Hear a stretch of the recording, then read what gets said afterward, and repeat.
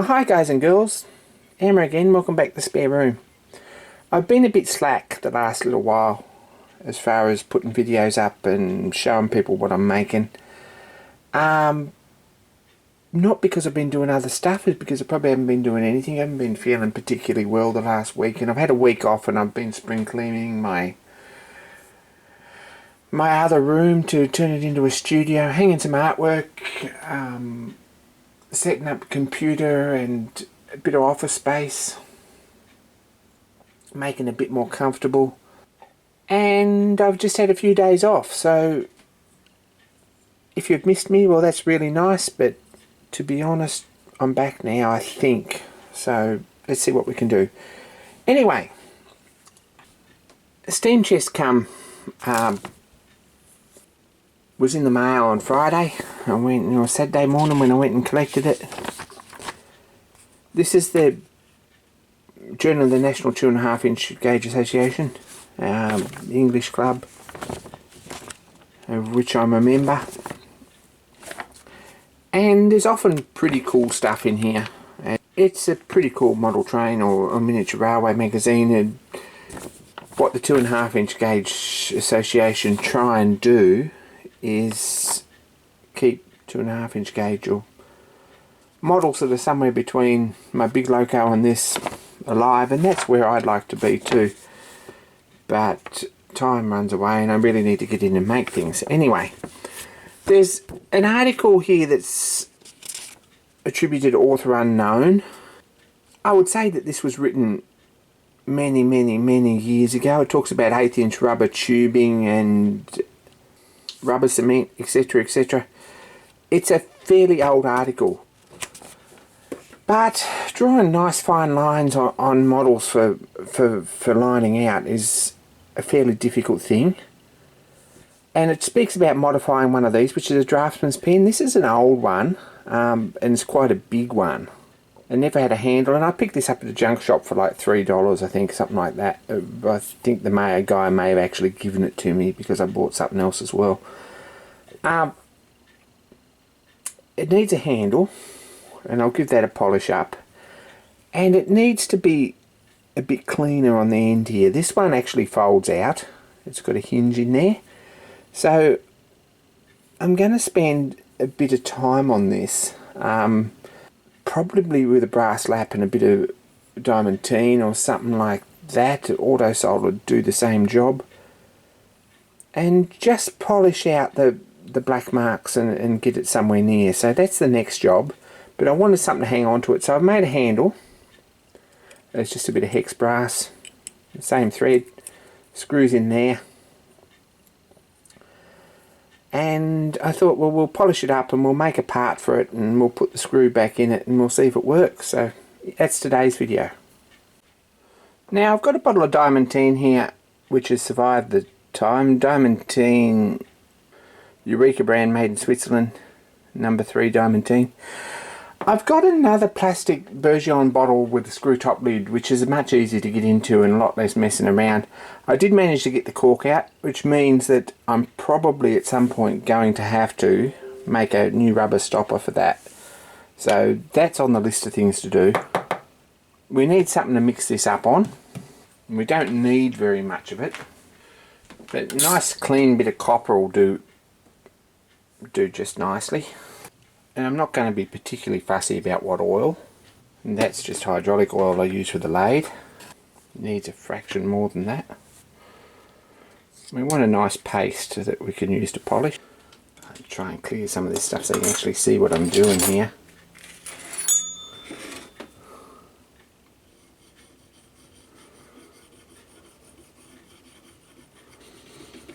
We don't really want to disturb too many facets, and that's why I'm using a hard lap. A soft piece of emery tape or whatever, a Scotch-Brite, will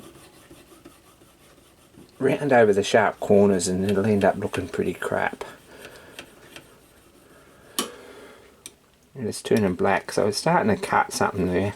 You see the shine on that. It's starting to get there, so I'm going to turn the camera off and I'm going to spend a little bit of time and get this nice. Anyway, I'll start the camera again before I get too carried away.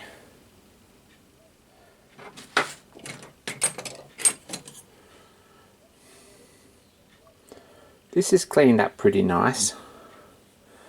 I've cleaned the handle up too, and I've just Loctited it in with a bit of 222 Loctite, the brass Loctite. It won't take much to hold that, and it'll be able to unscrew it if I ever need to.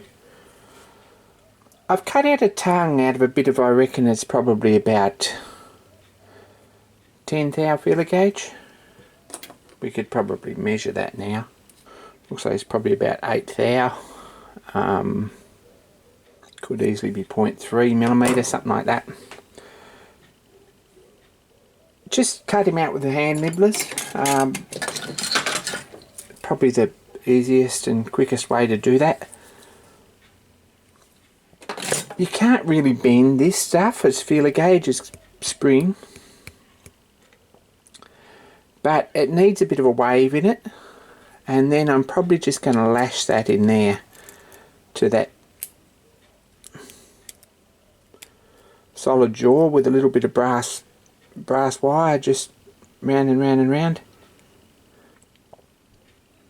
I've put a hole in there just by centre punching that nice and deep, and back from the other way, filing the excess off and give them a bit of a file out with a round file. So I've got a nice little tongue there that's going to do the job.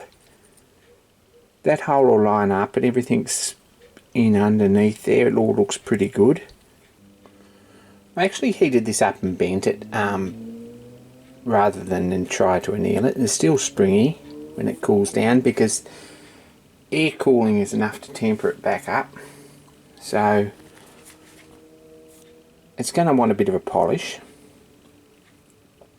And same deal again, bit of diamantine and probably a hard rubber buff or something to just clean that up, and I'll give that a polish.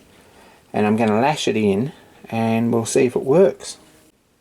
So a bit of messing around, running a temperature here, and I'm really not sure what's going to happen with the rest of the week.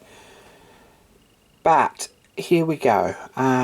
What I've got is a wavy piece as per the drawing. If we have a look,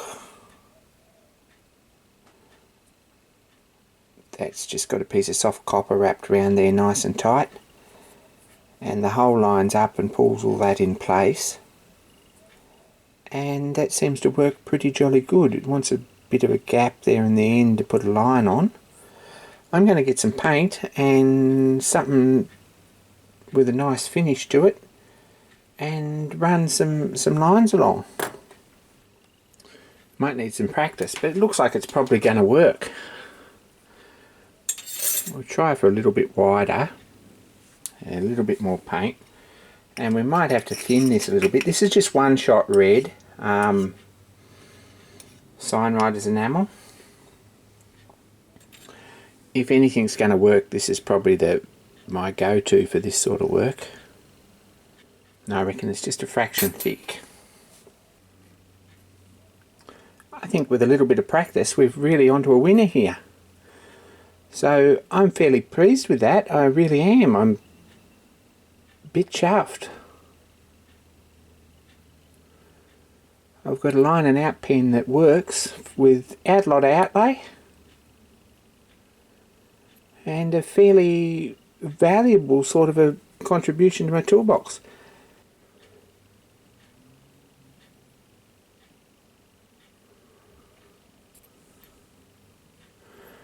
That's, if we have a look, that's a pretty good line on it. No tear out, no sag, no nothing. Really impressed about that. What I've used, it's a bit thinner than out of the can. What I've used is one shot lettering enamel. This is crimson, is just what I've got a tin of.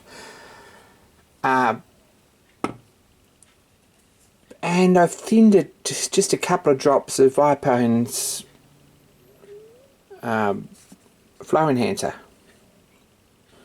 which I really like. It's a good product.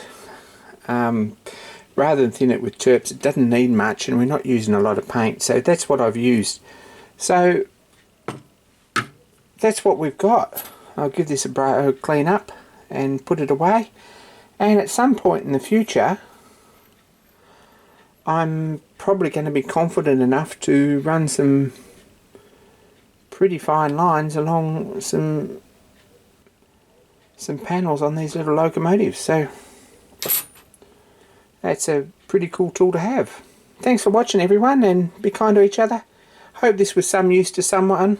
Don't forget to like and subscribe, all that sort of stuff, and more soon.